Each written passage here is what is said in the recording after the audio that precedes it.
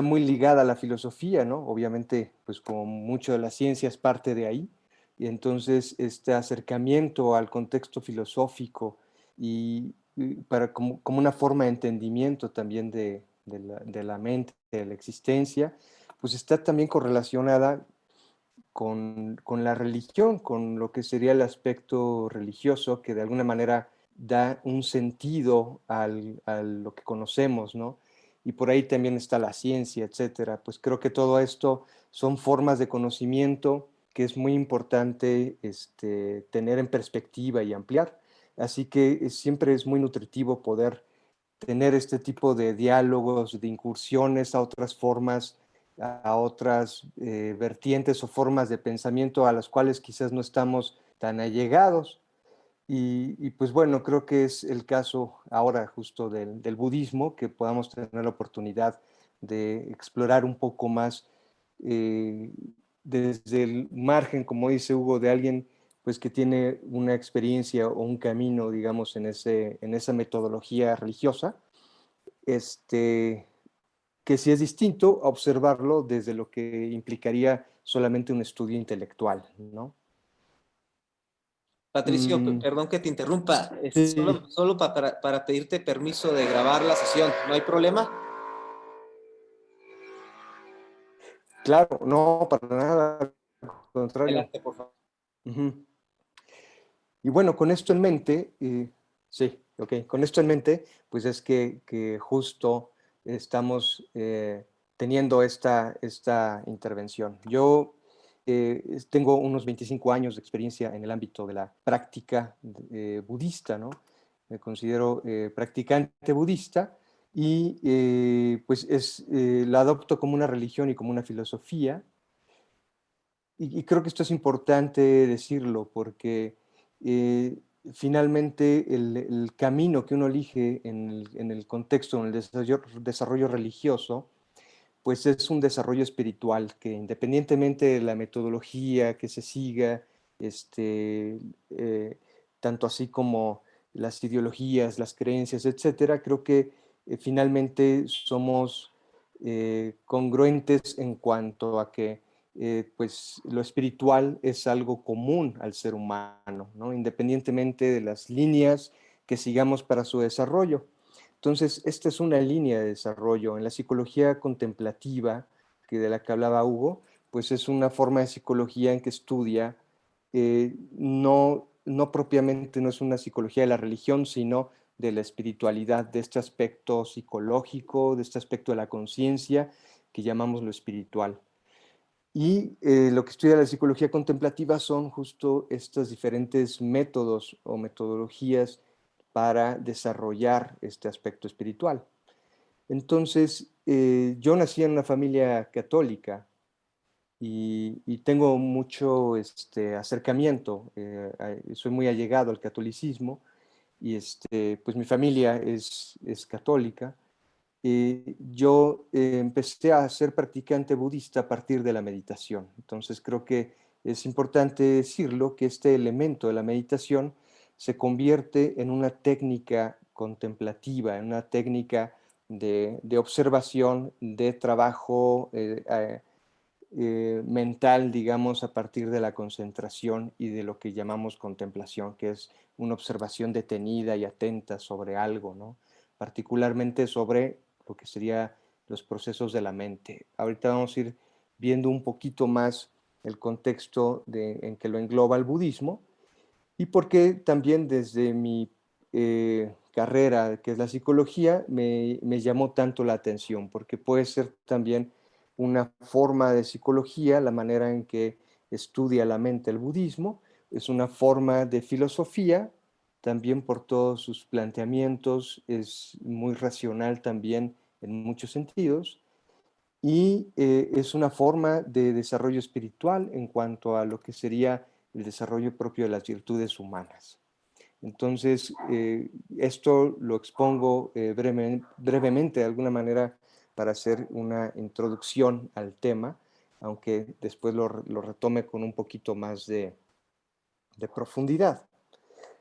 Pero bueno, esto es para que tengan justamente un contexto más del hablante, ¿no? En este caso, y por qué de alguna forma esta es la perspectiva, ¿no? La perspectiva de un practicante. Aquí la diferencia de un practicante a un simpatizante es importante porque uno puede seguir una filosofía, ser simpatizante de una filosofía, de una ideología, y la otra es que uno practique justamente esa ideología como una forma de desarrollo, ¿no? Entonces se dice que en el budismo pues hay quienes son simpatizantes, que no necesariamente son practicantes de la metodología, pero simpatizan con la propuesta budista, y hay quienes son practicantes que justamente la llevan ya como un lineamiento de desarrollo, ¿no? Y en este contexto, pues sí hay un aspecto que es de orden religioso, espiritual. Justo platicaba con Hugo un detalle interesante. Uno de mis maestros budistas es Geshe Lobsang Dawa. Geshe es un título que se usa para determinar a aquellos que tienen un estudio como de doctorado. Sería así un poco el, la equivalencia, ¿no?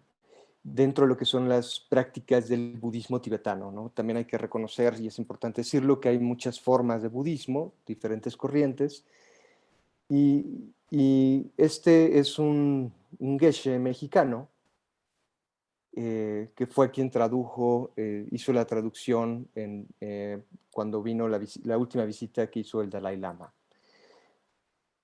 Sin embargo, poco después él deja los hábitos, no deja ser maestro o lama, pero deja los hábitos monásticos, es decir, que se retira justamente de todo este contexto monástico para hacerse un maestro laico, y después se casa con una persona que es católica y que es una practicante católica, que también vale el término, es decir, hay quienes son católicos por bautismo, eh, por circunstancias, y quienes son católicos por ser practicantes, no por llevarlo justo como una forma de vida.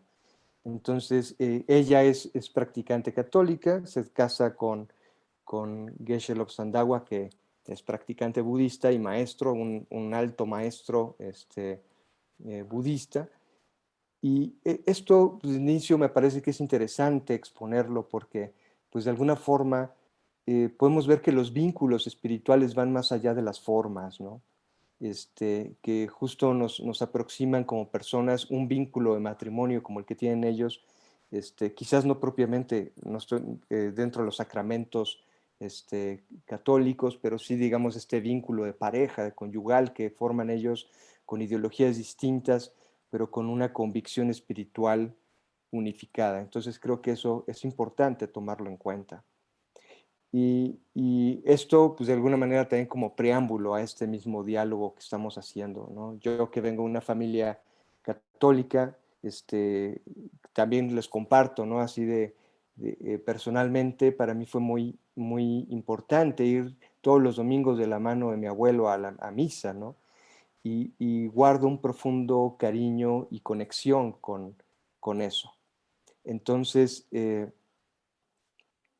pues de todo este contexto es importante para que se entienda que lo que voy a exponer, además de que sea justamente una perspectiva de la cosmovisión budista, creo que es una perspectiva espiritual que se allega justamente a este ámbito humano, ¿no? De que es justo nuestro aspecto espiritual, y que podemos seguir por varios caminos, ¿no? Entonces, eh, me parecía importante compartir esto de forma, lo que sería mi contexto personal también, para que podamos empezar desde ahí, saber un poquito más desde dónde está colocado el hablante, ¿no?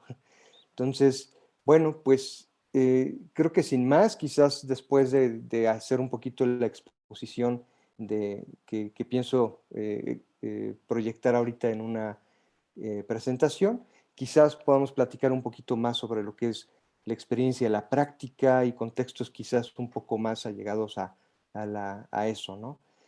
Pero pues entonces creo que voy a pedir ahora sí que podamos compartir la presentación. Te hice como anfitrión, creo que tienes el permiso, Patricio. Ok, entonces déjame checarlo. Mm,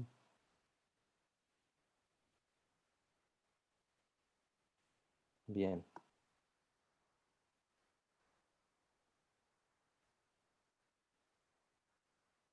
ok. No sé si ahí lo están viendo. Perfecto. Sí, ya se ve. Ok.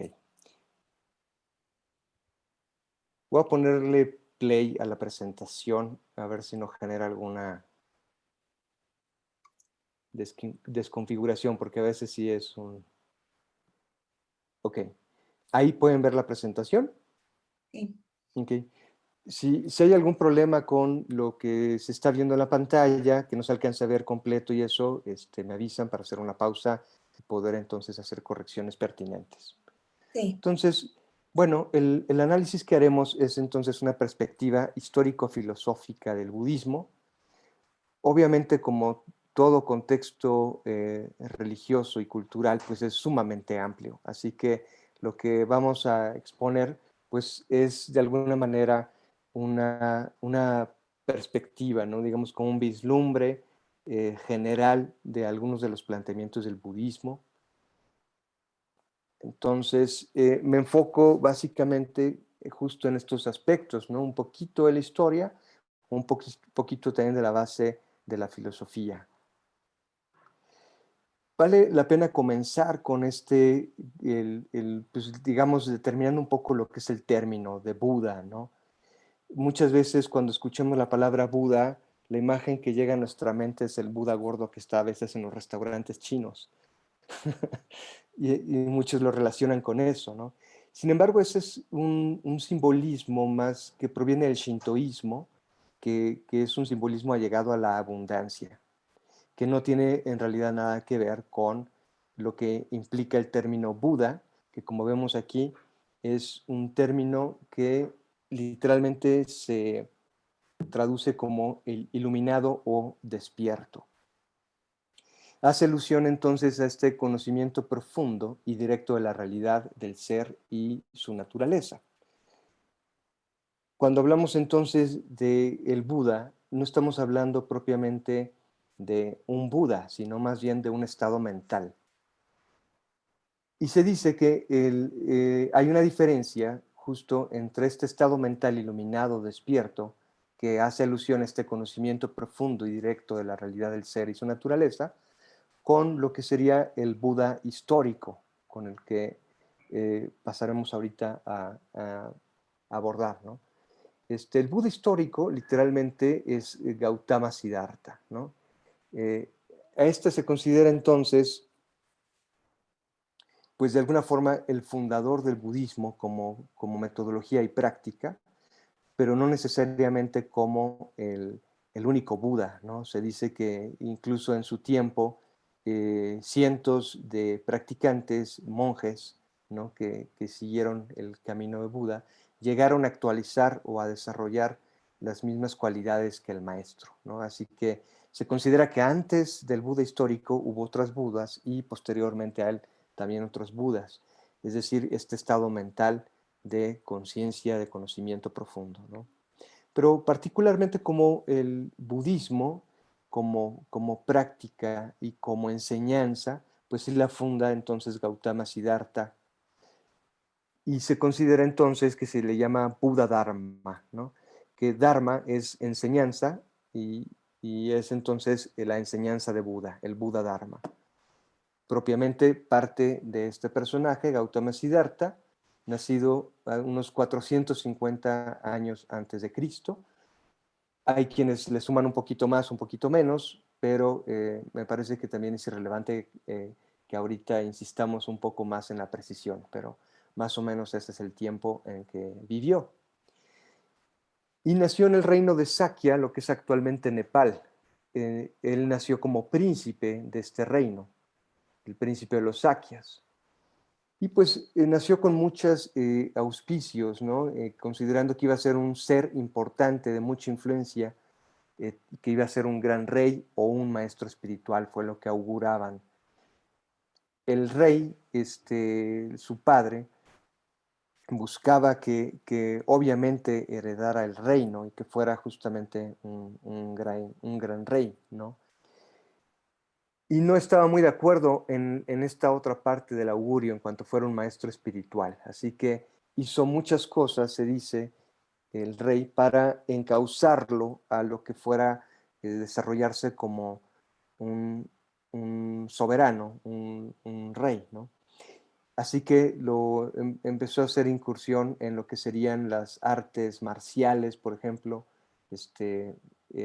tiro al arco, etcétera, y muchos de los desarrollos que iban a ser más bien necesarios como guerrero o como un rey, y alejarlo un poco de lo que implicaría el cuestionamiento de las inquietudes espirituales, ¿no? Así que vivió también con grandes placeres, se dice, en este palacio, con un montón de circunstancias que evitaran que pudiera justamente cuestionarse algo más. Así que literalmente trató de mantenerlo apartado para encauzarlo o condicionarlo a que se desarrollara como un soberano. Sin embargo, pues él tenía una fuerte inclinación hacia lo espiritual, así que no dejó de cuestionarse qué, qué otras cosas había más allá justamente de todo aquello que vivía, de los placeres a los que estaba expuesto, de, de las condiciones en que vivía dentro del palacio, y cuestionaba, por ejemplo, sobre los visitantes del palacio, ¿no? De dónde llegaban, de qué otros lados venían, qué otras ideologías y experiencias traían.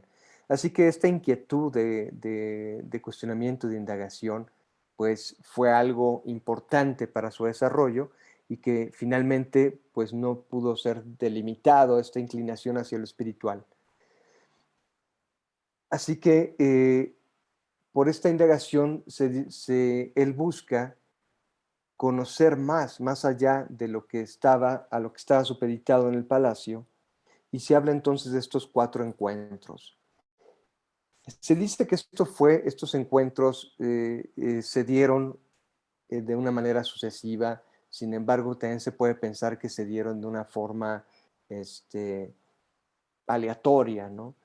Pero tradicionalmente se explican como esta incursión que hace hacia más allá de los muros del palacio, aunque todo lo prepara el rey también para que, como cuando hay un gran político que va a pasar por las calles de la ciudad, que todo esté funcionando perfectamente, pues entonces de la misma manera se encargaba el rey de que no viera nada o estuviera en una experiencia que fuera más allá de lo planeado. Así que pues aunque también tomó estas precauciones el rey, pues finalmente es inevitable que en algún momento se topara, por ejemplo, con un anciano, ¿no? Y es increíble que más o menos a una edad más o menos de 25 años se estima que tenía Gautama Siddhartha, pues había estado alejado de estar expuesto a este tipo de situaciones y en ese momento se convierte en un impacto que pues contrario a lo que se buscaba, que era preservarlo justamente de este tipo de situaciones, pues se convierte en un impacto todavía mayor, ¿no? Quizás algo que lo mueve especialmente y profundamente. Como que no fue algo que estuviera asimilando poco a poco, sino que en ese momento se dice, se convirtió en algo que lo impactó profundamente. Ver a un anciano, la vejez y la decrepitud, de esta manera eh, toma conciencia de eso, ¿no? Se dice que salió con su sirviente al palacio y entonces el Buda le preguntaba al sirviente sobre eso, ¿no? ¿Por qué esta persona se ve así? ¿Por qué se ve débil y arrugado? Y entonces dicen que le explicaba, pues es la vejez, es a lo largo de los años es lo que pasa. Y entonces él preguntaba, ¿y eso nos pasa a todos? Sí, a todos, es parte de la existencia, ¿no?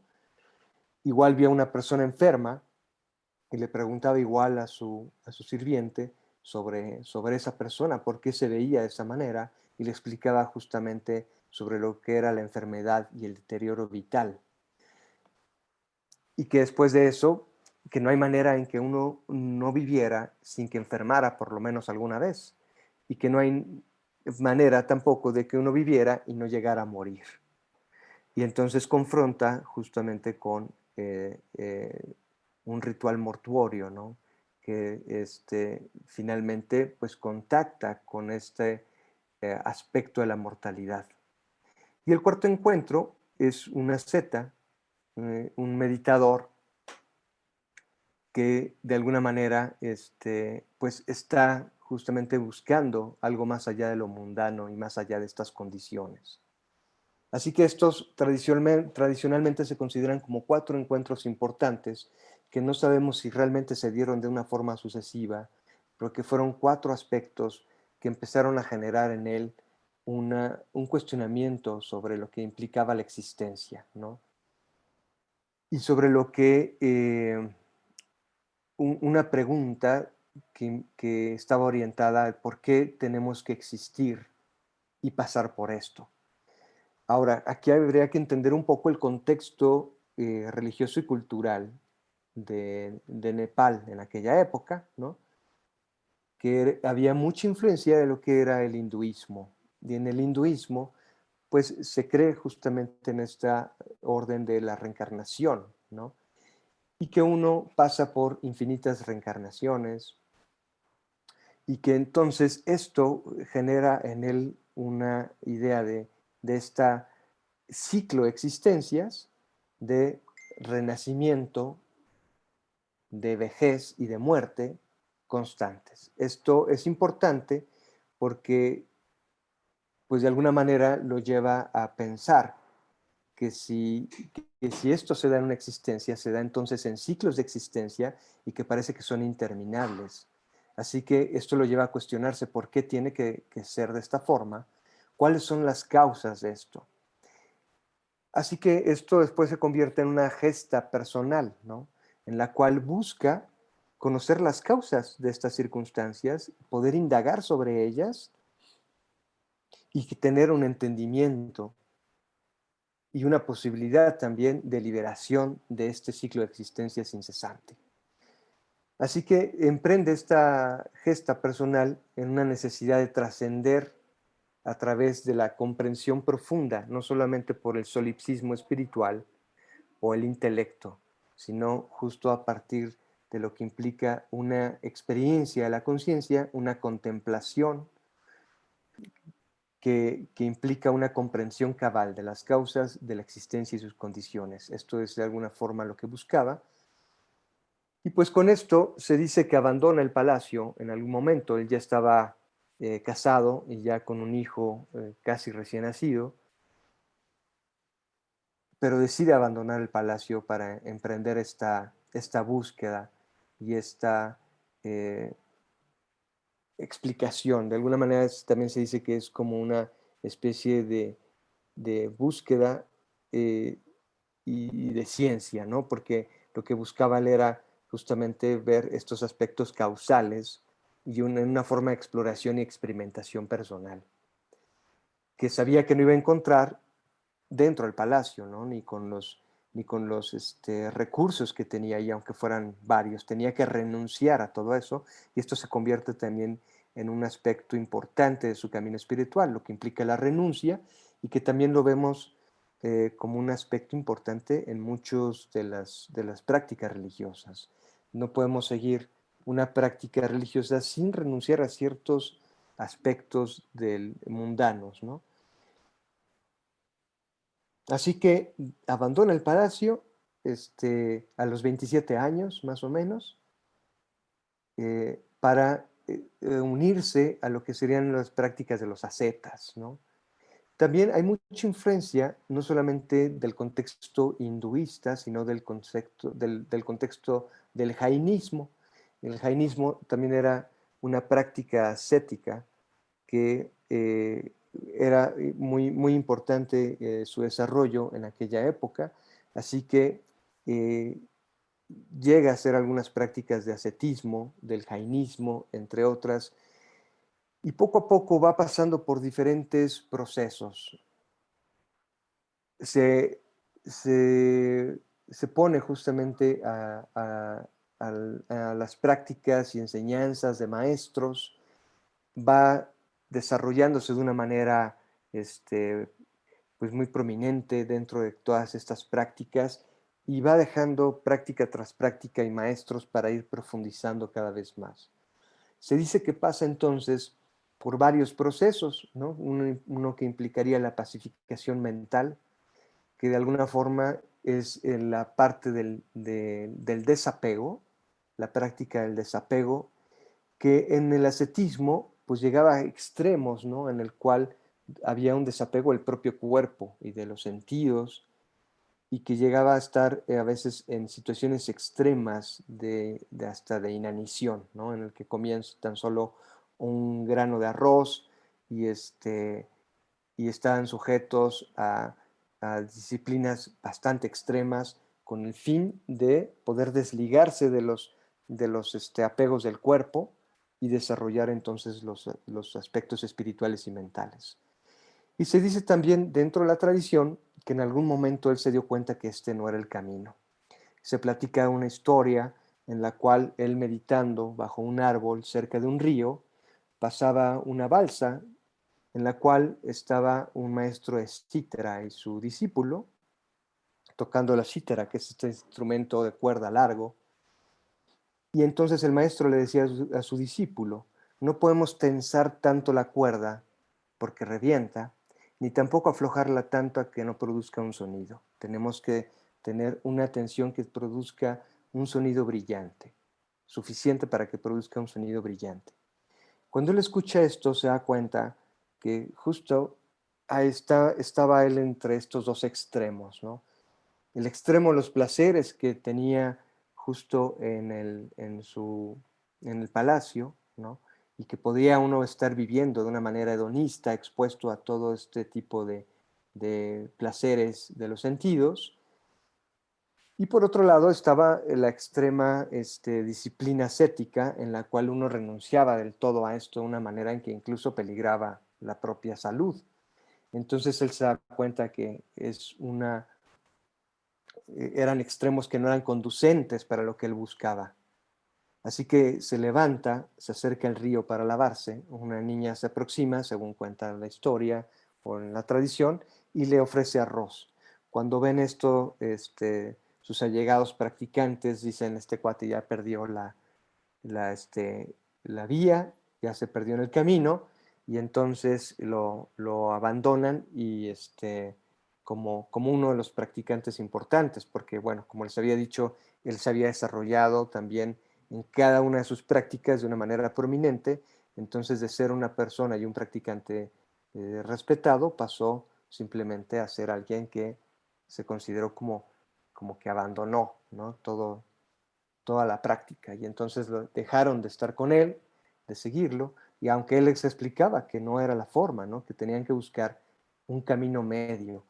De ahí que se plantea esto del medialismo o el camino medio como una de las partes importantes del budismo.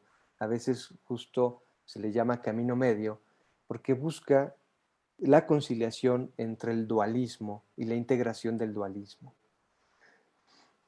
Así que después va indagando a partir de las prácticas, no solamente la pacificación mental a partir del desapego, pero de un desapego consciente, integrado en este camino medio, sino que va profundizando en lo que se conoce como la conexión causal concreta, la originación condicionada o la originación interdependiente, que vamos a ir viendo un poquito más adelante. Empieza justamente con indagación sobre la relación de las causas y las condiciones, el reconocimiento de la naturaleza de la mente los estados de la naturaleza de la mente y lo que él llama también la naturaleza profunda de la mente, que lleva justamente a la liberación o el nirvana, que de algún modo es un término también conocido, pero que a veces no está adecuadamente interpretado. a veces se interpreta como un lugar, el nirvana, sin embargo, se considera más bien como una liberación de las aflicciones mentales, de tal forma que podemos descansar en lo que sería la naturaleza abierta a la mente de la que habla anteriormente, y en esta naturaleza de la mente no hay aflicción, porque se pasa justamente por un entendimiento de las causas y condiciones que las producen y de una liberación de estos. Nirvana literalmente, en algunos contextos, tiene que ver también con soplar, con el viento que sopla. Y entonces tiene esta alusión del viento que sopla y se lleva las hojas, ¿no? Las hojas que serían como las aflicciones, permitiendo que simplemente esté la naturaleza de la mente. Esto, de alguna manera, lo que sintetiza aquí son estos procesos que desarrolla en su indagación el Buda hasta lograr la iluminación. Se dice tradicionalmente que se sienta bajo una higuera, que le llaman el árbol del Bodhi o el árbol de la iluminación, y se determina no levantarse hasta alcanzar la iluminación. Así que pasa la noche de la iluminación. Esto también es importante connotarlo, que no quiere decir que se iluminara en una noche, pero sí se habla de la noche de la iluminación, pero quizás como una consecuencia de muchos procesos, ¿no? No solamente es que uno se determine, se siente a meditar bajo una higuera y se ilumina, sino que era la consecuencia de muchos procesos, pero esa noche que le llaman la noche de la iluminación fue decisiva.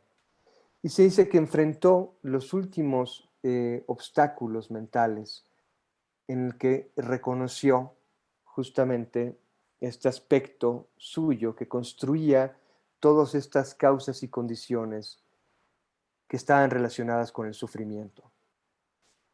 Y se dice que eh, se reconoce al arquitecto para decir que justamente no va a construir más, es decir, que no va a renacer más en este ciclo de existencias. En este contexto, pues sí se habla justamente de una liberación del ciclo de existencias de renacimiento, pero también de una liberación de aquellos ciclos psicológicos que llevan al sufrimiento. Así que son dos aspectos que también se elaboran o se analizan dentro del camino budista, ¿no? Los procesos psicológicos mentales y aquellos contextos de la cosmogonía budista que implica el renacimiento y los reinos de renacimiento, etcétera. El legado más importante de Buda en este sentido es lo que se le llama la originación interdependiente. Esto es como el punto quizás de los más importantes dentro de lo que sería la filosofía budista, que también le llaman la cadena causal duodécupla, que habla de 12 eslabones, 12 procesos que implican la causa y las condiciones de la existencia, que son aspectos psicofisiológicos, ¿no? Que tienen que ver tanto con nuestra condición mental como corporal y que implican la existencia, los ciclos de la existencia y el entendimiento de lo que sería esta naturaleza causal de los fenómenos y del ser. Hace un análisis justamente, pues podríamos decir fenomenológico, pero también, como es en los fenómenos, hace un análisis fenomenológico del ser, ontológico podríamos decir, pero desligado también de un aspecto propiamente metafísico, sino que más bien lo hace a partir de este análisis causal, ¿no? Fenomenológico. Cuando habla de la originación interdependiente, justamente se contrapone a una originación absoluta, ¿no? Es decir, de un absoluto del cual partimos, sino más bien de varios factores que tienen correlación y que hacen que entonces exista algo. Este es como el planteamiento que hace el Buda, ¿no? Propiamente se contrapone al brahmanismo, que el planteamiento que era común del hinduismo, como un Dios creador, sino más bien que era una situación o de varios factores que coexistían y que incluso la propia existencia de Dios o de los dioses eran sujetos a esta interdependencia, ¿no? Así que lo que considera esto también es la forma en que se interrelacionan todos estos factores dentro de lo que implican todos los fenómenos y la propia existencia, el ser. De tal manera que hace un análisis de lo que sería lo concreto y experimental, ¿no? Que podría ser una descripción de la condicionalidad, ¿no? Que dice que esto existe, aquello viene a ser porque esto existe. Cuando esto no existe, aquello no viene a ser. En la cesación de esto, aquello cesa. Esto es pues muy descriptivo justamente de las condiciones y causas que se relacionan para que algo exista, ¿no? Y es un proceso empírico. También pasa lo que sería el proceso inferencial, la causalidad, que sería la explicación de la cadena de causas y condiciones en la experiencia, en la relación con las motivaciones, emociones, pensamientos y acciones como causas, particularmente el sufrimiento. Entonces, no solamente está considerando el análisis de todas estas condiciones que están relacionadas, sino también la manera en que nosotros respondemos a ellas, cómo en nuestra propia experiencia las connotamos o les damos un significado de tal manera que influyen en nuestras motivaciones, en nuestras reacciones emocionales, en la manera en que pensamos e interpretamos el mundo y la manera en que nos conducimos en él. Esto pues es, digamos, como la perspectiva, el Weltanschauung, que también le llaman en alemán, que sería justo esta visión que tenemos del universo.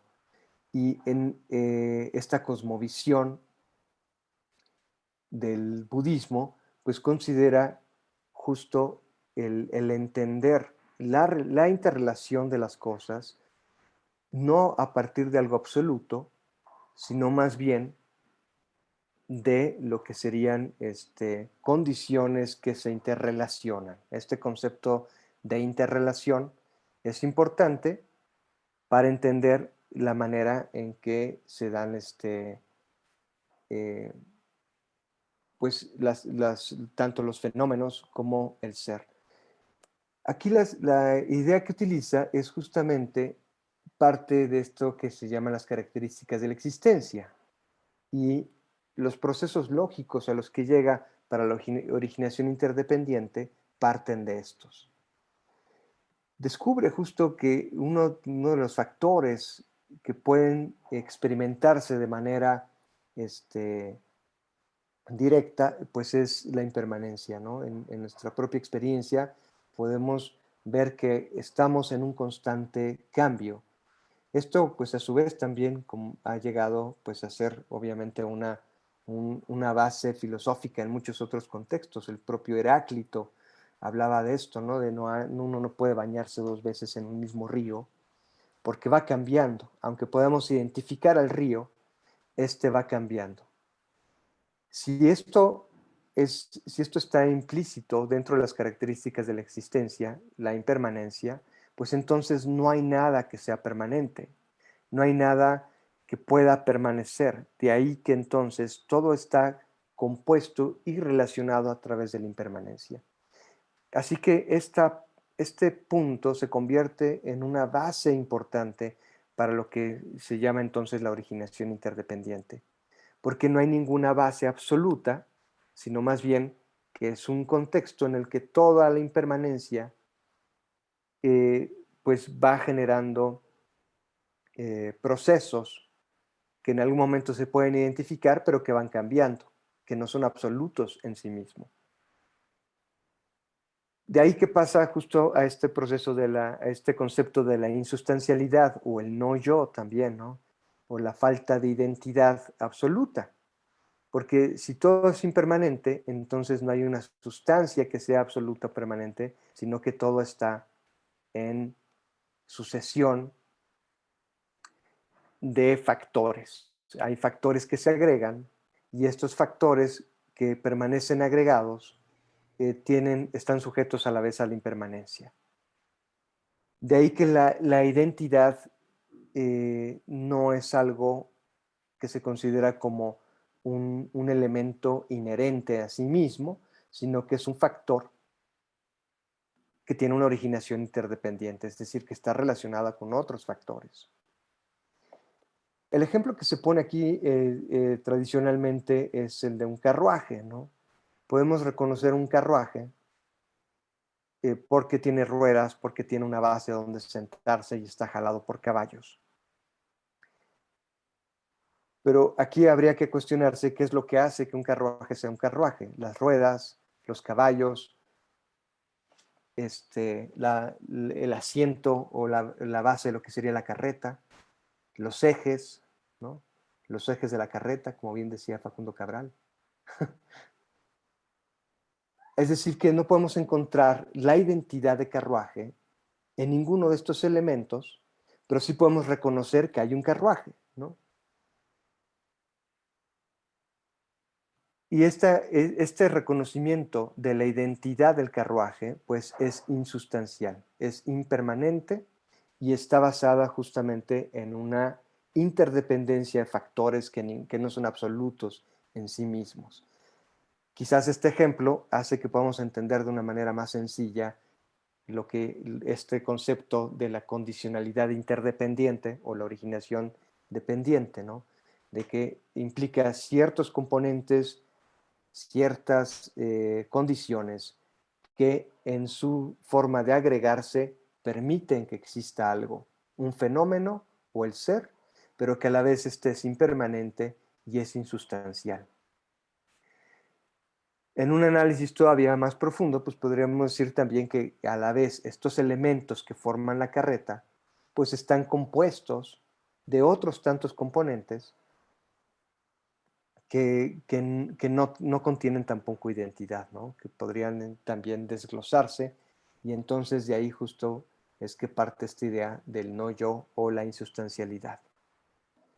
Y la otra característica de la existencia la denomina el sufrimiento, que justamente se denomina como dukkha en sánscrito, que no solamente se conlleva el concepto de sufrimiento, sino insatisfacción, dolor, aflicción, es un compuesto más amplio.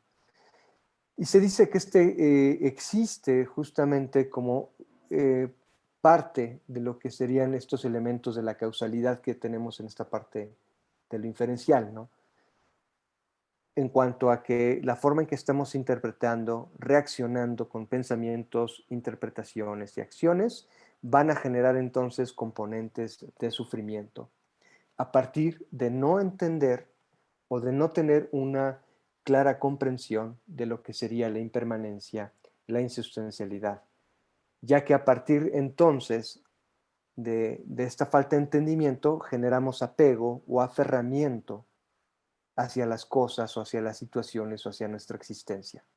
Este es como la base de la que parte justo esta idea, ¿no?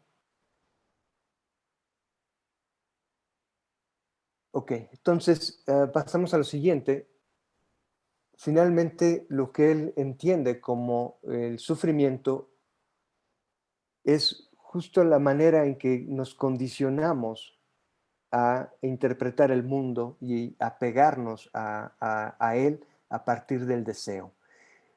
Se dice entonces que esto tiene relación con el sufrimiento, este deseo y este apego que generamos, y que es una verdad existencial. Es decir, que por el hecho de existir vamos a estar relacionados con el sufrimiento de alguna forma u otra, ¿no? Ya que va a haber aspectos que van a estar relacionados con la insatisfacción necesariamente, con el dolor que implica justamente la propia existencia, tanto en su desarrollo como en sus etapas, ¿no? De deterioro.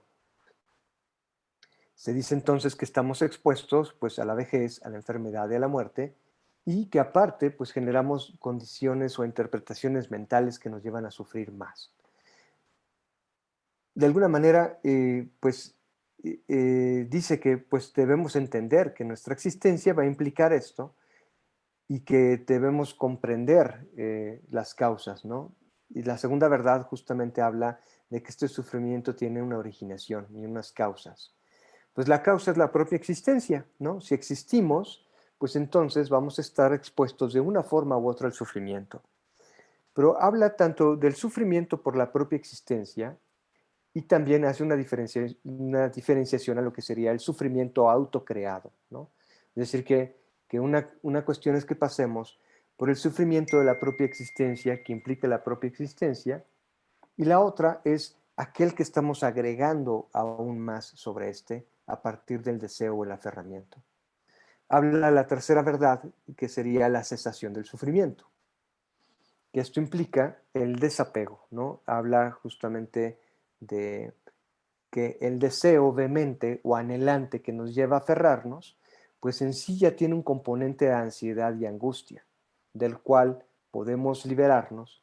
Al liberarnos del apego, pues también nos liberamos del sufrimiento. En un contexto cosmogónico, dentro del budismo, pues también se considera que esta liberación del apego y del deseo vehemente, pues también nos libera de este ciclo de existencias que llamamos renacimiento, ¿no? Que se consideran en esta cosmogonía. Habla de la cuarta verdad, que sería la verdad del camino de la cesación del sufrimiento, ¿no? Y aquí es donde plantea justamente el método budista, que se conoce como el noble octuple sendero y está basado en lo que también se llama el triple entrenamiento superior. Empecemos por el triple entrenamiento superior, que se basa en estos tres aspectos que tenemos a la izquierda, que sería el desarrollo de la sabiduría, el desarrollo de la ética o la virtud, y la meditación o el entrenamiento mental. Cuando hablamos de la sabiduría, estamos hablando del discernimiento, de la capacidad de poder tener una comprensión de nuestra realidad y un discernimiento sobre la forma en que nos relacionamos con esta realidad y la manera en que la interpretamos. El otro aspecto, el de la ética o la virtud, consiste en aquellos aspectos de comportamiento que encausan nuestro comportamiento y la manera en que éste afecta a otros. Y el de la meditación, que sería el del entrenamiento mental, pues implica propiamente la concentración y el desarrollo de la atención. De ahí que se desglosan lo que se llama entonces el noble octuple sendero, que consiste en estos 8 lineamientos, digamos, que se consideran primeramente la visión o comprensión correcta, que en este sentido pues tiene que ver con la manera en que nosotros comprendemos la realidad en cuanto a sus características de impermanencia, insustancialidad y sufrimiento. Si tenemos una correcta comprensión de la realidad, pues estaríamos implicados en entender pues que la realidad tiene aspectos de impermanencia, aspectos de insustancialidad y nuestra propia existencia tiene aspectos del sufrimiento del que no podemos entonces desligarnos sino a partir del desapego, ¿no? Pero comprendiendo justamente aceptando esto como realidad. Nos permite entonces tener un pensamiento o una determinación correctas, ¿no? Aquí estamos hablando también de varios constructos mentales, ¿no? El pensamiento, por un lado, como la interpretación, y la determinación que tiene que ver con nuestra intencionalidad o motivación. Es decir, por un lado, cómo estamos interpretando el mundo y cómo estamos determinándonos al comportarnos en él, cómo dirigimos nuestra intención o nuestra motivación. Por otro lado está entonces el habla correcta, que hace una conciencia sobre la palabra y la manera en que hablamos. Literalmente hace una alusión a procurar hablar con veracidad, evitar la mentira, la difamación, el habla irrespetuosa o frívola, sino hacernos conscientes de la manera en que nuestra habla afecta a otros, ¿no? Y hace todo un contexto también contemplativo sobre estos aspectos, ¿no? El habla, de alguna forma, es la manera que tenemos de transmitir lo que tenemos en nuestra mente a la mente del otro. Por eso se hace una conciencia de este impacto de manera importante, ¿no? La acción correcta, pues, o la conducta correcta, es justamente lo que se procura aquí es aquella conducta que beneficia a otros, ¿no? La manera en que nuestra conducta genere un beneficio, un bienestar, o por lo menos, ya que es algo complejo, quizás considerar qué es aquello que beneficia a otro, pero por lo menos evitar el dañar, ¿no? Que nuestros actos generen un daño directo. El otro es un modo de vida correcto, que aquí también se habla de un modo de sustento, un medio de vida de sustento, es decir, que nuestro medio de vida pues no dañe de manera directa a otros, ya sea, por ejemplo, evitar eh, que, que, pues literalmente, por ejemplo, un narcotraficante, pues al tener su modo de vida, que sería el adquirir pues, sus ganancias a partir de traficar con fármacos que literalmente dañan a otros, pues entonces eso se considera como un proceso que no es correcto, ¿no? Que está generando un daño. Y entonces, en función de esto, se analiza que tu modo de vida, tu sustento de vida, no esté implicado en este tipo de circunstancias, en cual se dañe directamente a otros seres. Y por último, lo que implica el entrenamiento mental, que sería este aspecto de la meditación, habla del esfuerzo correcto, que sería una actitud de perseverancia y diligencia para cultivar virtudes. Aquí habla entonces justo de lo que sería la disciplina del trabajo meditativo, la disciplina del desarrollo que estén enfocado a las virtudes. De la atención o conciencia correcta, que esto implica la contemplación, la atención consciente a nuestra experiencia y a los procesos mentales.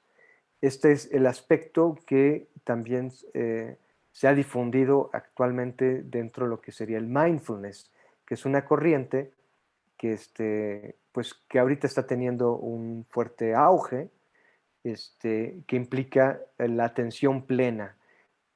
Quizás algunos de ustedes haya escuchado algo de eso, quizás no, pero ahorita tiene un auge importante esto de la atención plena o el mindfulness, que es esta capacidad de estar conscientes de nuestra experiencia y la manera en que causamos nuestra conciencia en la experiencia. Sin embargo, es importante decir que este mindfulness o atención plena es tan solo un aspecto de toda una técnica, de toda una metodología más amplia, ¿no? Y que está relacionado a la meditación. La meditación eh, no solamente lleva este aspecto de la conciencia, sino este aspecto de la concentración o meditación correcta, que tiene que ver justo con este proceso de focalizar nuestra atención y lograr lo que le llaman los absorciones meditativas o de concentración, que son concentraciones muy profundas y que se denominan también como samadhi, que es un estado mental de conocimiento profundo, contemplativo, que va más allá justamente del proceso intelectual, sino más bien de una conciencia directa sobre la experiencia. Bueno, a grandes rasgos, yo sé que quizás esto es demasiada información, ¿no? Ahorita que la desgloso así, pues hablamos justamente de estos lineamientos o procesos de desarrollo dentro del budismo. Esto se ve ejemplificado en lo que le llaman la rueda del Dharma. Para cuando vean este símbolo, pues este símbolo es el que denomina de alguna forma el budismo, que le llaman la rueda del Dharma y simboliza entonces las enseñanzas de Buda. Tenemos ahí estos 8 rayos, digamos, que pasan a través del círculo y que se consideran justamente el noble óctuple sendero, ¿no? En el centro, estos 3 aspectos que están como un poco ahí revueltos, es el triple entrenamiento superior, ¿no? Que implica la sabiduría, la ética y la concentración o la meditación. Y los círculos concéntricos son 4 que denominan lo que serían las 4 verdades nobles. Este contexto, digamos, sería lo que podría hacer pues sí, un sumario, por decirlo así, de lo que son las enseñanzas budistas. Sin embargo, como les digo, es algo más amplio y profundo que esto, ¿no? Obviamente la idea era como dar una pauta aquí del proceso en que más o menos se fue dando en la historia y también las pautas filosóficas, ¿no? De la cosmogonía, de la cosmovisión budista. Voy a dejar de compartir para que podamos vernos. Ah, creo que aquí, ahí está, ok. Y pues me gustaría saber si hay alguna duda. Yo sé que fue demasiada información. O no quisiera tampoco dejarlos así tan saturados, porque creo que a la vez que sí tiene ahí algunos conceptos un poco también complejos, pues también han sido como todos de una sola vez. Así que obviamente esto es intenta hacer una síntesis, pero igual es una síntesis creo que no tan sucinta, algo sobrecargada. Pero me gustaría también saber sobre sus impresiones de esto y si hay algún comentario o duda.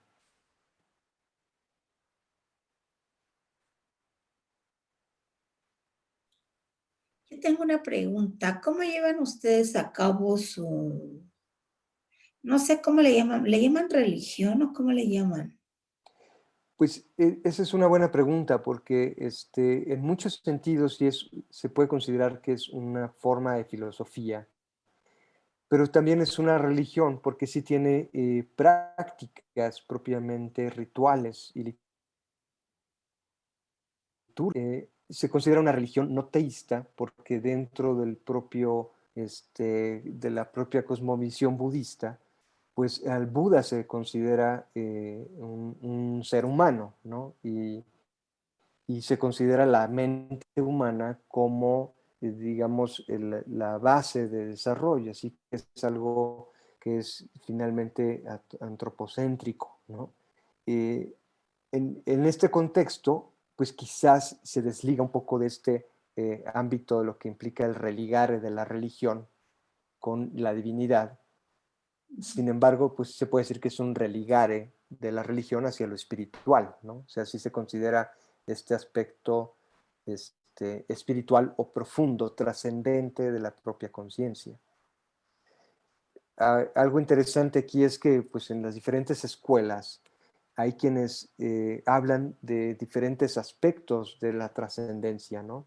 Y de lo que serían propiamente la manera en que se profundiza sobre estos, eh, pues tiene diferentes líneas de desarrollo en las diferentes escuelas.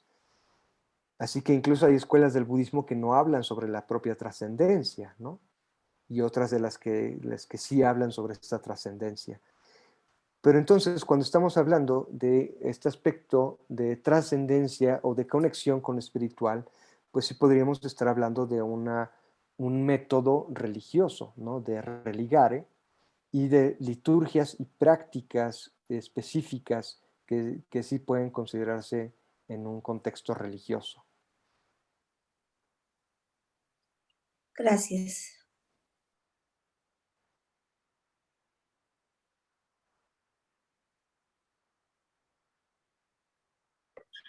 Sí, yo tengo otra pregunta, pero bueno, antes que eso, pues agradecerle por su exposición, me pareció que está algunos detalles interesantes, ¿no? Pero bueno, algo que llama mi atención es, no sé si hay alguna distinción en relación a hombres y mujeres, las prácticas, o es en general igual para los ambos sexos. Ujú. Pues sí hay una distinción en la tradición monástica. Los monjes, inicialmente los discípulos de Buda pues eran monjes hombres, ¿no?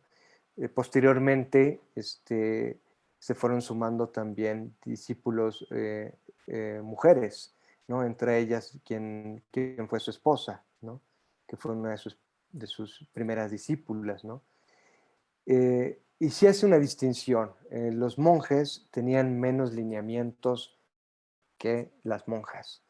Creo que los monjes tenían alrededor de 150 lineamientos, mientras que las monjas 230 o algo por el estilo.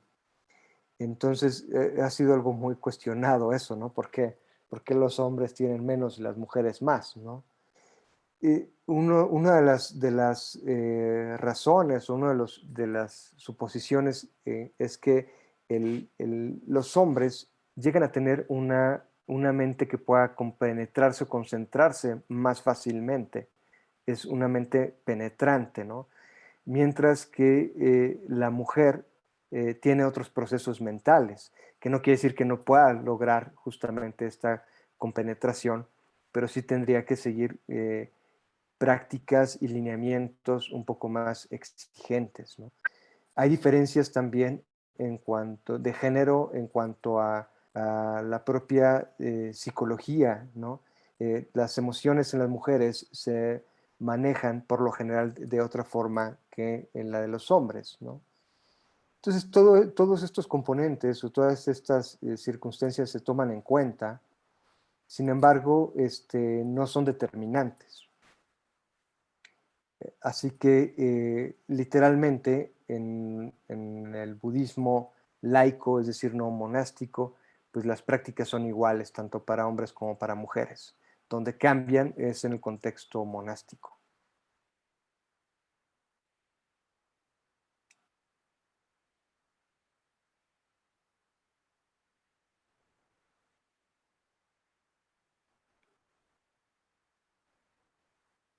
Creo que Brian levantó su mano. Adelante, Brian. ¿Qué tal? Buenos días. Es la verdad es muy bonito, ¿no? Esta exposición de verdad a mí me gustaba bastante. Yo tengo una duda con respecto a lo del nirvana. Dice que el nirvana es como la liberación, entonces para esa liberación, ese estado de liberación,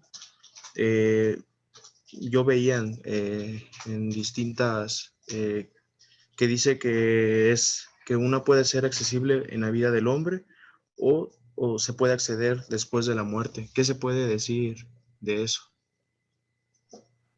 Pues se habla de diferentes contextos del nirvana, ¿no? El nirvana más como un estado mental, ¿no? De liberación. Entonces, en función de que el practicante logre a través justamente estos aspectos del noble octuple sendero, basándonos, digamos, en esta línea que, pues que se establece tradicionalmente, pues uno tendría que lograr cierta comprensión de su realidad, de la realidad de la existencia o del ser, que permita una acción libre de las aflicciones, ¿no? Es una comprensión de la manera en cómo nuestro propio deseo hacia lo que también se llaman los intereses mundanos, que no tocamos ahorita, pero nuestro deseo hacia los intereses mundanos, que pueden ser, por ejemplo, el placer, los resumo de manera así sucinta, ¿no? El placer sensorial, digamos, ¿no? La fama o la reputación, ¿no? El reconocimiento o la necesidad de sentirse reconocido o aceptado, y el otro, el de los bienes materiales. Son estos 4 intereses mundanos, pues son también necesidades mundanas, ¿no? Es decir, pues todos necesitamos de el bienestar que puede generar los sentidos, ¿no? Que necesitamos bienes materiales, necesitamos el reconocimiento, ¿no? También de los otros, y necesitamos también pues de esta reputación en relación a nuestros medios sociales. Sin embargo, aunque sean necesidades propias de nuestra existencia humana, se convierten a veces en intereses que generan un arraigo del deseo, es decir, que se convierten más en un objetivo a desarrollar que simplemente en medios que son parte de nuestra existencia, ¿no? Entonces, mi objetivo de existir pues no debe estar basado en la persecución de los placeres sensoriales, ni de los bienes materiales, etc.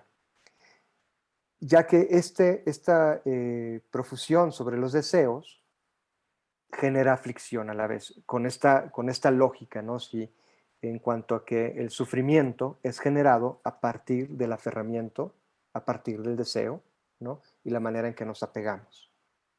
Entonces, si nosotros nos apegamos a algo, llega un momento en que también eso genera ansiedad por querer justamente mantenernos aferrados a ello. Y que llega un momento en que necesitamos o naturalmente nos vamos a desprender de ello.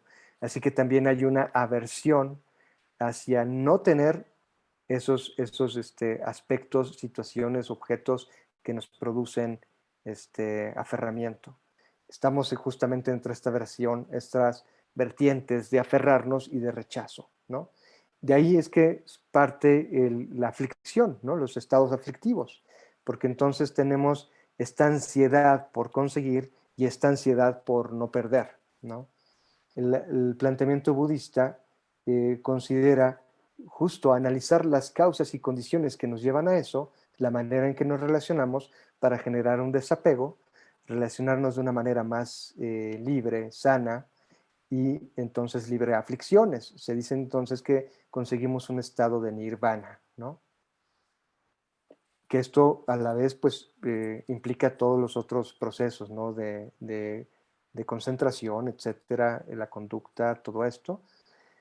Y también dentro de la cosmogonía budista se considera la liberación de este ciclo de existencia incesante que se considera en la reencarnación o los renacimientos. Propiamente se les llama renacimientos en el budismo, porque, por ejemplo, en el hinduismo es la diferencia cuando se habla de reencarnar, pues se habla de un alma que va a reencarnarse en otro cuerpo.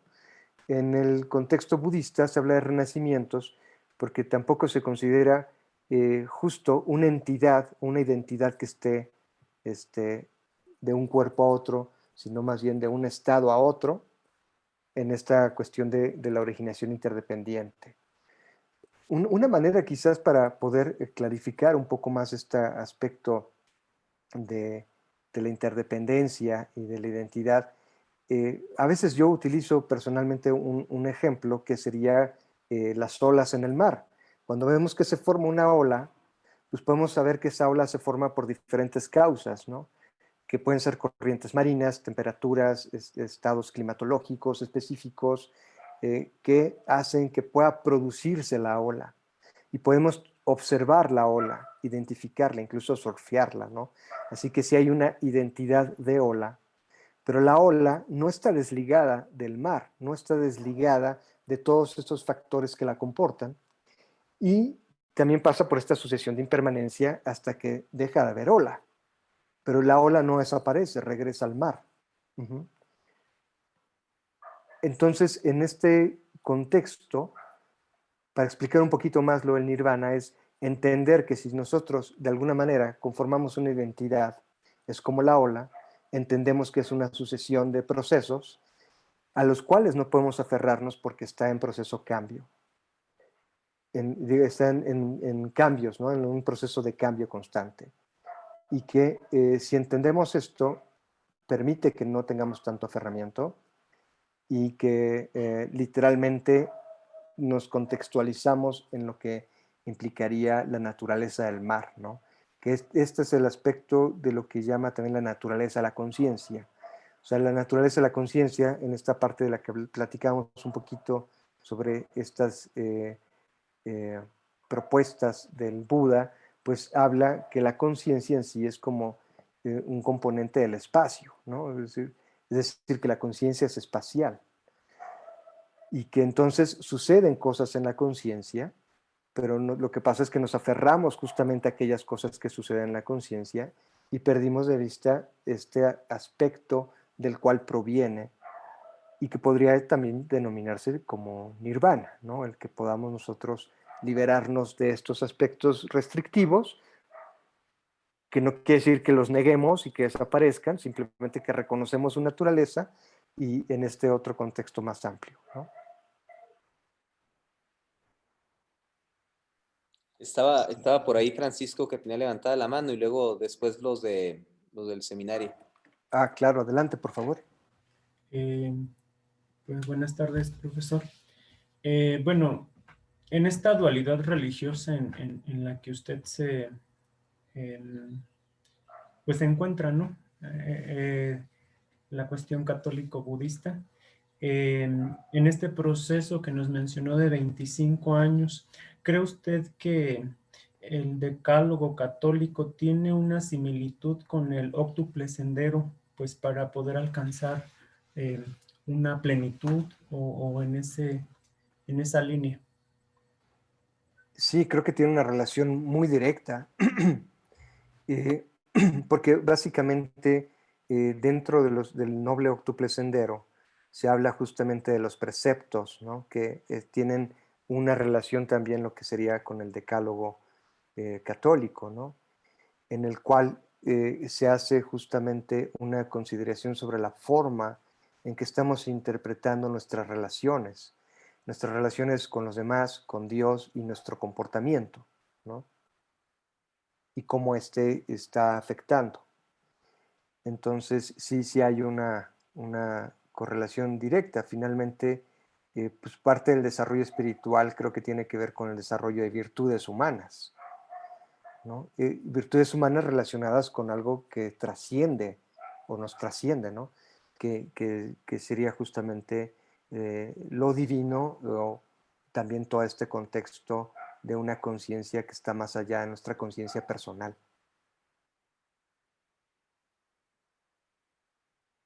Gracias. A ti, Francisco. Por ahí los de San Felipe Neri. Adelante. Sí, profesor, gracias. Bueno, se van a hacer varias preguntas. Nos vamos a ir, si nos permiten y si da el tiempo, vamos a lanzar algunas preguntas. La primera de ellas es, ¿existe o hay algún rito de iniciación al budismo? ¿No lo hay? ¿O cómo se da ese proceso? Sí hay rituales de iniciación. Eh, Básicamente, pues digamos que en un proceso natural, pues hay simpatizantes, digamos, ¿no? Así como un conocimiento sobre lo que serían los lineamientos y la filosofía budista, ¿no? Como les decía en un principio, o sea, hay muchas personas que son simpatizantes y de alguna manera también practicantes hasta cierto punto del budismo sin necesidad de convertirse al budismo, ¿no? Y esto es muy interesante porque no necesariamente tiene uno que pasar por ese proceso para utilizar, por ejemplo, las técnicas o contextos filosóficos del budismo. Creo que algo importante es que el lineamiento, las líneas que seguimos en nuestro desarrollo, metodologías espirituales, sí tiene que ser una sola y eso es muy importante. No es promover el sincretismo, sino más bien es entender que sí tenemos una línea definida de práctica y de metodología en nuestro desarrollo espiritual y eso creo que es muy importante. Pero podemos favorecernos de técnicas, que es distinto, ¿no? Técnicas y aspectos filosóficos que puedan favorecer nuestra propia práctica, nuestra línea espiritual o nuestra línea religiosa. Sin embargo, si uno decide en algún punto seguir una línea, pues es porque se va a comprometer con todos esos procesos y esos lineamientos y de alguna manera este ritual pues también existe dentro del budismo, se le llama la toma de refugio, ¿no? El tomar refugio es el dirigir tu mente, tu cuerpo y tu habla a lo que serían justamente las prácticas budistas de las que se habla en el noble octuple sendero. Uno toma también ciertos preceptos como lineamientos de comportamiento. Y el refugio se dice que se hace en la propia naturaleza búdica, ¿no? En la naturaleza de Buda, digamos, el que sería pues la naturaleza mental iluminada, se hace tradicionalmente se busca el refugio en lo que sería el Buda, lo que sería, en este sentido que les digo, en lo que serían las propias prácticas y las enseñanzas, que implica, pues sí, estudio y práctica de los textos y de las prácticas propiamente de meditación, y un refugio también en la comunidad budista, ¿no? Que se le llama Sangha, que es justamente la comunidad de monjes y de laicos y maestros budistas. Así que sí hay pues todo un proceso. Sin embargo, es un proceso que se puede pasar, es decir, hay practicantes que no lo toman hasta después de varios años, ¿no? Con una convicción distinta a solamente hacerse budista, ¿no? Sino que implica tener como un conocimiento de todo lo que implica el budismo y la práctica, ¿no? Ujú. Muchas gracias. Quisiéramos también si nos pudiera ahondar en la riqueza que el budismo representa para el mundo, es decir, sabemos los diferentes tipos de budismo que hay, y, por ejemplo, podemos hablar de los Theravada, creo que los Mahayana, ¿no? Donde hay mucho más inclusión, pero también está la parte tibetana, ¿no? Está un poquito más zen, el budismo tántrico, es decir, ¿cómo relacionamos estas diferentes cosmovisiones o concepciones cosmovisionales, ¿no?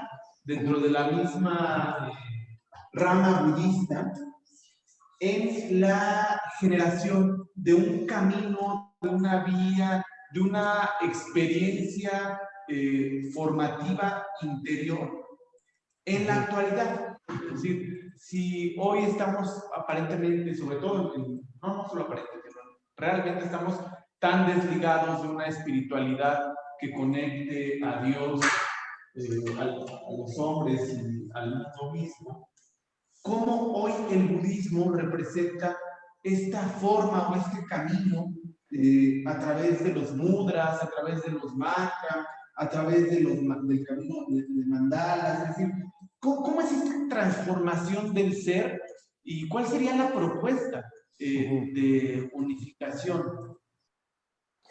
Uy, pues esa es una pregunta como para otra clase, ¿eh? Sí, es muy, muy amplia. Intentaré hacerlo muy sucinto porque aparte creo que queda poco tiempo, pero sí es una pregunta muy interesante y amplia. Básicamente sí podemos seguir una línea básica del budismo, que justo se dice que el mayor legado del Buda pues es este aspecto de la originación interdependiente, ¿no? Que, que conlleva justo esta noción de la relación o la correlación que tenemos con los demás y con todo nuestro entorno, nuestros procesos mentales, nuestro comportamiento, etcétera. Básicamente lo que expuse en ese sentido, aunque sí implica una cierta complejidad, pero la base del budismo radica en eso, en la originación interdependiente, ¿no? Que hay una interrelación de causas y condiciones que si logramos entender, este propio entendimiento nos lleva a comportarnos de una forma naturalmente ética, ¿no? Que esa es una de las bases importantes pues bueno, de las religiones en general, ¿no? Y del budismo, pues este comportamiento ético que implica la virtud, ¿no? Así que en este entendimiento causal de la interrelación que tenemos con los demás, con nuestro entorno, con nosotros mismos y la forma en que nos comportamos con nuestro entorno, creo que es una pauta muy relevante para como directriz, ¿no? De comportamiento y de desarrollo ético. Así que creo que esa base que se promueve el budismo, pues es una base que está en todas las otras prácticas y los desarrollos, ¿no? A partir de lo que implica la tradición hinayana que mencionaste en el Theravada, las tradiciones mahayana, ¿no? Que son el budismo tibetano, el zen, etcétera, pues se extiende, digamos, como una arborescencia, pero parten de este mismo tronco que es esta base de la originación interdependiente y aspectos todavía más complejos sobre lo que es la naturaleza de la mente, ¿no? Un, una- un contexto creo que importante del budismo es que también tiende a ser eh, una base integral con la racionalidad, es muy racional y sin embargo también tiene componentes devocionales, es un balance entre ambas que puede ser también una forma de conexión también con lo espiritual a partir de eso, conectar desde lo racional y lo devocional de una manera balanceada. No sé si con esto responde a tu pregunta, pero creo que como una base dentro del contexto budista puede ser ese, el estado de las cosas en nuestra modernidad. Eh, hay mucho acercamiento también, una facilidad de acercamiento hacia lo racional, ¿no? Y con todo y que la razón está también pasando por una crisis importante, ¿no? En sin embargo, creo que es algo que puede conectar con el budismo y que puede ser una propuesta también de beneficio, digamos, como para la sociedad, ¿no? Ahora, esto que les mencionaba sobre el mindfulness o la atención plena que se está difundiendo ampliamente, pues parte literalmente de las prácticas meditativas budistas, ¿no? Y es un elemento técnico, es un aspecto técnico de las prácticas meditativas que pues, no está sujeto necesariamente a todo el contexto budista, se puede llevar a muchos otros contextos y puede ser de beneficio, ¿no? Obviamente también pues tiende a desvirtuarse y descontextualizarse, pues puede generar también ahí malos entendidos, pero básicamente creo que es una base que puede propiciar también un desarrollo importante. Hasta donde tengo entendido ahora también hay algunas prácticas de atención consciente que se ha llevado a otros tipos de tradiciones, ¿no? Entre ellas la cristiana, la católica. Muchísimas gracias. Oye, aunque todavía hay preguntas, creo que ahí los de San Felipe Neri todavía tienen una, Sí, pero, sí, adelante. pero se está Oh, el tiempo ya se nos está ok. acabando. No sé, quedan 4 minutos. Intentamos. A ver, intentamos en esos 4 minutos. ¿Todavía tiene otra pregunta del conciliar?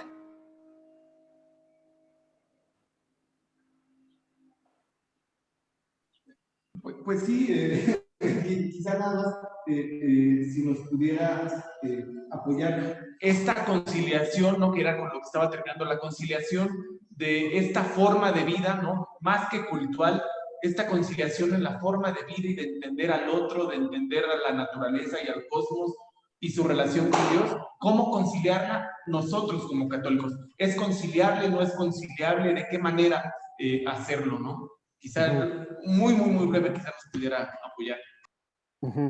Sí, sí es conciliable.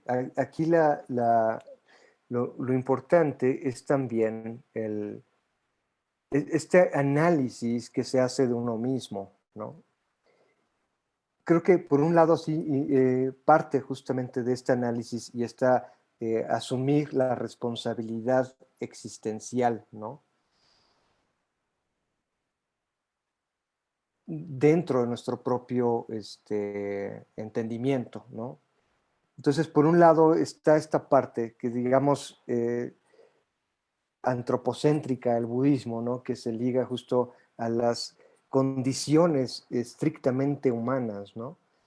Pero que no están desligadas necesariamente de un contexto divino, ¿no? Es decir, que eh, se puede llevar todo este análisis y profundización sobre el entendimiento de nuestra propia conciencia humana, causal y condicional, en un contexto más amplio también que involucra a Dios, ¿no? Sin necesidad de que, de que esto nos desligue de esa relación con Dios. Así que quizás la diferencia estriba en eso, ¿no? En que en el contexto no teísta, pues se centra justo solamente en los componentes mentalmente humanos, ¿no? Y en el contexto teísta, pues están esos componentes, pero también está la relación con Dios. Así que creo que pueden conciliarse desde ahí. La cuestión es que uno asuma el propio análisis, ¿no? La propia introspección. Este elemento introspectivo, pues, es fundamental, ¿no? La contemplación en este sentido, pues, consiste en esta introspección, mientras que la contemplación en el catolicismo está enfocada justamente a la divinidad o estados también místicos, ¿no? Que también tienen una relación directa con la propia experiencia eh, mental. Así que es algo muy interesante ver la forma en que se puedan justamente conciliar estas. En la psicología contemplativa, pues estamos justamente estudiando todos estos procesos y las formas de contemplación y la manera en que estas tienen una implicación psicológica y cómo esto también tiene una implicación existencial, ¿no? Patricio, te estamos muy, muy agradecidos. Creo que asumo el sentir de los demás también. Muy, muy, muy agradecidos de esta oportunidad de encuentro que, a la que has respondido de esta manera tan bella y tan puntual, ¿no? Creo que nos quedan preguntas. Invito a que después, también masticando un poco lo que hemos escuchado, voy a compartir el video ahí en la misma carpeta de contenidos para que puedan verlo nuevamente quienes así lo deseen. Yo creo que todos, porque aunque Patricio hizo una muy clara exposición del budismo, pues son tantos temas y es una condición tan distinta de aquella que estamos acostumbrados, que yo creo que conviene volver a verla, ¿no? E incluso ir tomando nota, hacer nuestros esquemas. Ya los tenemos ahí con la presentación que nos hizo, ¿no? Bueno, a lo que iba también con lo de las preguntas es que invito a que las replanteen, o sea, que vuelvan a profundizar, las replanteen y luego yo se las hago llegar a Patricio. No podrá respondérnoslas tan rápido porque, como les he comentado antes, tiene siempre otros compromisos, pero yo le estaré ahí insistiendo que nos ayude a responder algunos puntos, ¿no? Y Patricio, pues con mucho afecto, te agradezco muchísimo esto, mucho, mucho, y ahí te comparto después algunas otras impresiones, ¿no? Incluso valdría la pena, yo creo que te voy a dar acceso para que puedas entrar al foro de esta semana, ¿no? En el que vamos a abordar estas impresiones de hoy, reflexiones, etcétera, ¿no? Yo encantado, Hugo. Ya Pues, sabes, y sí, bueno, justo cuando Hugo fue mi maestro, no correspondía mucho a las tareas porque justamente por las ocupaciones que tenía, me atrasé un poquito, ¿ah? Pero yo con gusto, o sea, sí, digo, para mí es algo muy importante también esta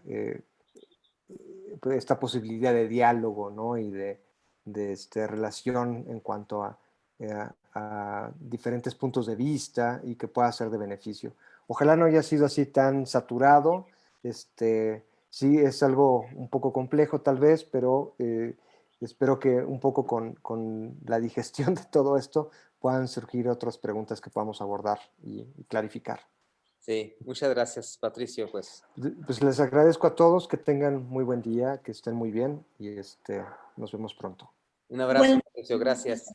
Hasta luego. Para los demás, dos avisos. Uno, la próxima semana es el Congreso, entonces hacer la relatoría del Congreso es calificable, ¿no? Es importante eso, por favor.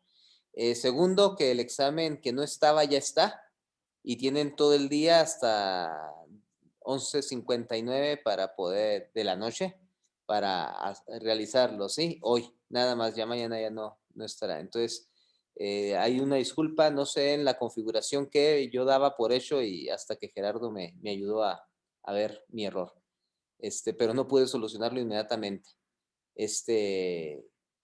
Pues nada, gracias por estar. Ojalá y puedan tomarse un minuto de receso, pero ya estamos en las 12:13, es la hora del Ángelus.